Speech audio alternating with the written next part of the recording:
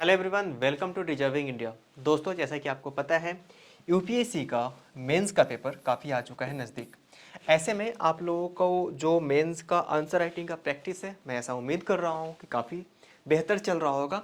ये जो सीरीज हम लोगों ने चलाई थी, ना कि सिर्फ 2024 के एस्पेरेंट्स को ध्यान में रख के, बल्कि जो फ्यूचर के एस्पेरेंट्स हैं जो कि प्रीलिम्स का पेपर पास करने वाले हैं 2025 में और वो मेंस लिखने वाले, उनके लिए भी हम लोगों ने ये सीरीज चलाई थी ताकि वो इस चीज़ को समझ सके कि प्रिपरेशन हमेशा मेंस का होता है। यूपीएससी में खासकर या फिर किसी भी स्टेट पीसीएस की भी अगर मैं आपसे बात करूं तो प्रीलिम्स का प्रिपरेशन कभी नहीं होता, हमेशा मेंस का होता है। अगर मेंस का अच्छा प्रिपेयर करोगे तभी प्रीलिम्स के क्वेश्चंस को सही तरीके से सॉल्व कर पाओगे, क्योंकि हिसाब क्लियर है। आजकल जिस तरह के क्वेश्चंस पूछे जाते हैं प्री में, आपके लिए काफ़ी ज़्यादा ज़रूरी हो गया है कि आप उन सभी चीज़ों को समझें और उसको डिफाइन करने की कोशिश करें, उसको अपने तरीके से आंसर करने की कोशिश करें। तो आज फिर हम लौट चले हैं हिस्ट्री का जो हमारा आंसर राइटिंग था उसके मॉडर्न इंडियन हिस्ट्री की तरफ। यहाँ से एक बहुत ही पीवाईक्यू को ही हम लोग आज डिस्कस करेंगे। आज कुछ सैम्पल क्वेश्चन डिस्कस नहीं करेंगे ताकि आप लोगों को ये भी समझ में आ जाए कि पीवाईक्यूज में किस तरह के क्वेश्चन पूछे जाते हैं यूपीएससी के द्वारा।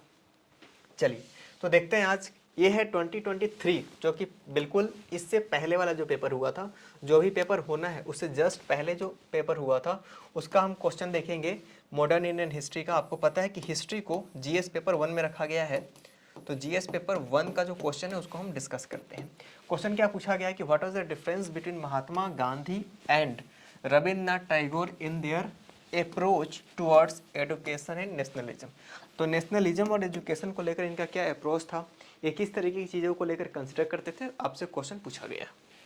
आगे बढ़ें, अगर इसका आंसर देखने की कोशिश करें तो सबसे पहले हम इंट्रोडक्शन पार्ट को देखेंगे। आपको पता है, जैसे कि मैं पिछले कई बार बता चुका हूं आपको, मैं फिर से बोल रहा हूं, बार बार बोल रहा हूं कि यूपीएससी का जो आंसर राइटिंग का जो प्रोसेस होता है उसमें अगर मान लेते हैं कि 150 वर्ड्स में आंसर पूछा गया है तो आपको 15 वर्ड में, एटलीस्ट 15 वर्ड्स में आपको इंट्रोडक्शन लिखना होता है, इंट्रो लिखना होता है क्वेश्चन का।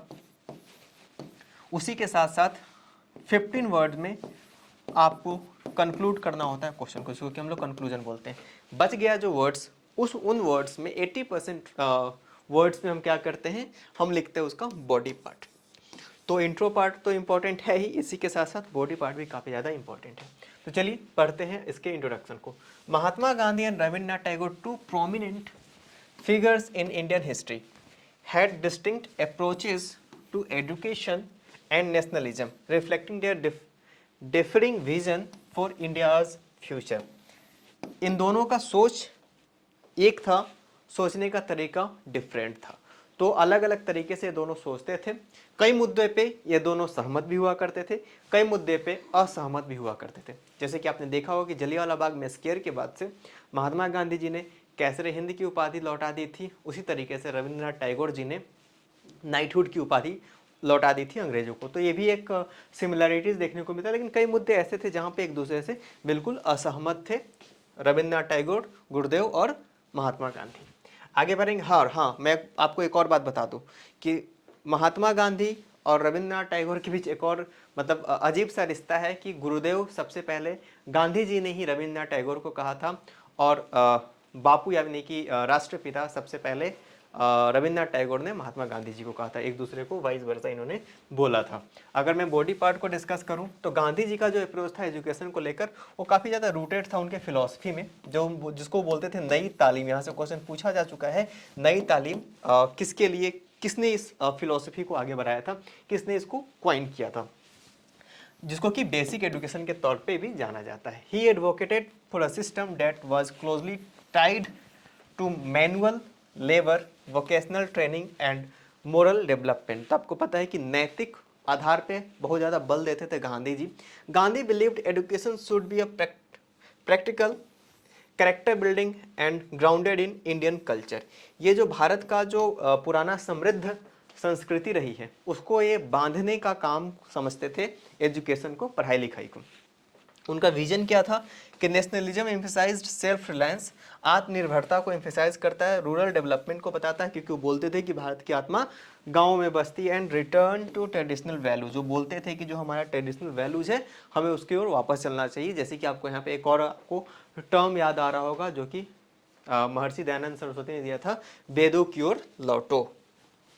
यहाँ देखिए, in contrast Tagore champion a more liberal and cosmopolitan, वो थोड़ा सा शहरी उनकी मानसिकता थी, काफ़ी ज़्यादा रेडिकल और मॉडर्न सोच था रविन्द्रनाथ टैगोर जी का। Approach through his establishment of विश्व भारती यूनिवर्सिटी, इसी के साथ शांति निकेतन, आपको पता होना चाहिए कि इस साल उसको यूनेस्को का वर्ल्ड हेरिटेज का स्टेटस भी दिया गया उस साइट को।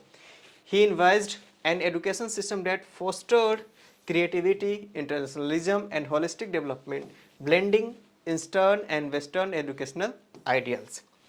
टैगोर्स नेशनलिज्म वाज इंक्लूसिव, उनका जो नेशनलिज्म था काफ़ी ज़्यादा इंक्लूसिव था, aimed at cultural and intellectual Renaissance, advocating for unity through diversity and a global perspective. तो उनका एक यूनिवर्सल सोच हुआ करता था, जिसको कि हम सार्वभौमिक सोच बोलते हैं, एजुकेशन को लेकर और नेशनलिज्म को लेकर साथ ही साथ। अब हम आ चुके हैं कंक्लूजन पार्ट में, जहाँ पे हम अपने आंसर को करेंगे conclude. While Gandhi focus on practical culturally rooted education and nationalism centred on self sufficiency, Tagore promote करते थे, ज़्यादा ही ज़्यादा इनका प्रोग्रेसिव आइडिया था, यूनिवर्सल एजुकेशनल अप्रोच के बारे में बातें करते थे, हाईलाइट करते थे कल्चरल सिंथेसिस की और ग्लोबल यूनिटी की। तो इनका जो सोच का जो दायरा था काफ़ी बृहद था। वहीं दूसरी ओर गांधी ये मानते थे कि अभी हम बहुत चीज़ें हमें करनी, इसलिए हम ज़्यादा दूर तक नहीं सोच सकते, अभी हमारे आसपास की चीज़ों को हमें ठीक करने की ज़्यादा ज़रूरत है। Both approaches reflect their unique perspective on India's development in the early 20th century. तो आपको पता है कि अर्ली 20th सेंचुरी में लगभग कुछ ही दिन पहले, आज़ादी से कुछ वर्ष पहले, टैगोर का देहांत हो गया था, गुरुदेव का देहांत हो गया था, और आज़ादी के कुछ दिन के बाद महात्मा गांधी जी का भी मतलब स्वर्गवास हो गया था। तो ये पूरा लेक्चर था जिसमें कि हम लोगों ने गांधी और टैगोर के उस पर्सपेक्टिव को समझने की कोशिश की कि एजुकेशन और नेशनलिज्म लेकर उनकी क्या सोच थी। आज को लेक्चर में फिलहाल इतना ही, अब मिलेंगे नेक्स्ट लेक्चर में। Thank you very much.